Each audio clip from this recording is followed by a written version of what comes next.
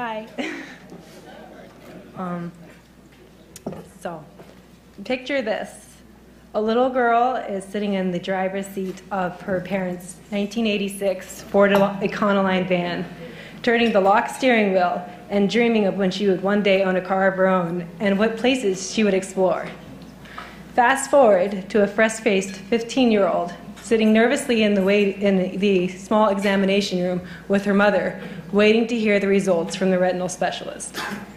That little girl was me, and now here I was, ready to get my permit and waiting to see if I might ever be able to drive.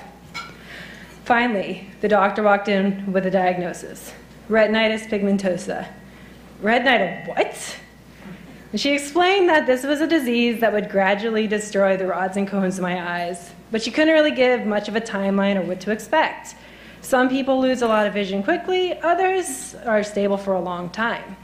She also said that my peripheral vision was much less than normal, which explained why I never seemed to catch the objects my siblings would toss at me. So, I've always been a glass half full kind of girl, so I decided I'd just go ahead and replan my life. I may not be able to drive, but I could still see pretty well and navigate normally. So I graduated from high school and went to college for graphic design. Unfortunately, by the time I was ready to graduate, I couldn't really use my degree because my vision had deteriorated that much.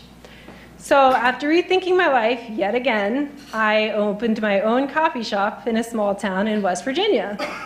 I met my husband there, and we ran the place for 3 years.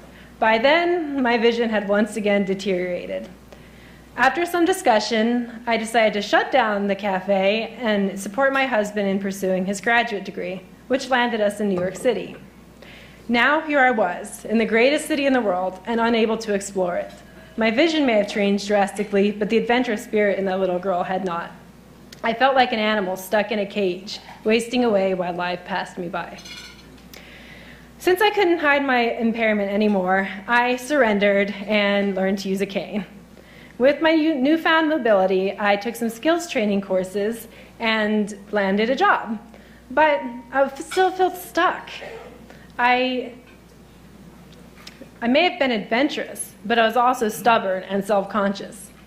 I hated standing out, hated the way the cane made me feel, hated finding my way by bouncing off objects in my path, and hated walking at a pace much slower than my natural gait.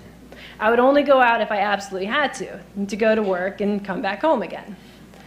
I'd been considering getting a guide dog for a while, but still wasn't sure. My boss, who was also a graduate of Guiding Eyes, would often encourage me and tell me all the wonderful things about having a guide dog. I reached my turning point one freezy, snowing morning in early 2014. Somehow, after clambering over a snow pile, I got turned slightly off track and ended up lost in -4-degree weather across the street from my office.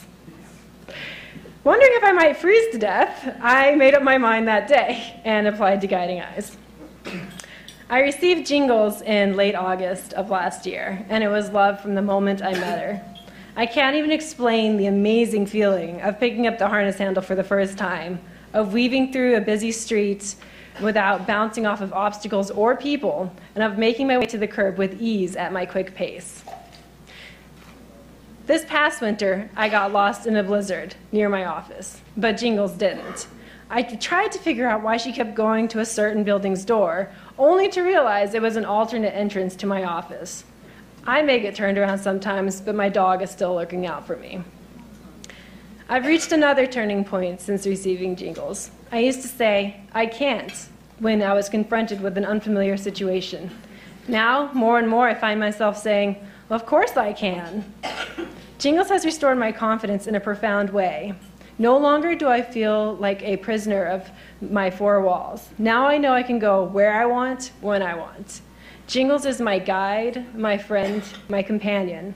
She makes me want to do more, experience more. We've explored many places I never thought I'd go alone, from seminars for work to discovering new places in my beloved city, even at beginning.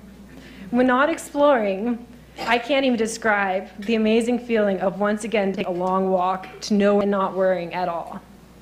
I've always wanted to drive. But now my ride isn't 4 wheels, but 4 paws. I don't turn a steering wheel, but I give voice commands. Best of all, I don't have to look where I'm going. Jingles is my...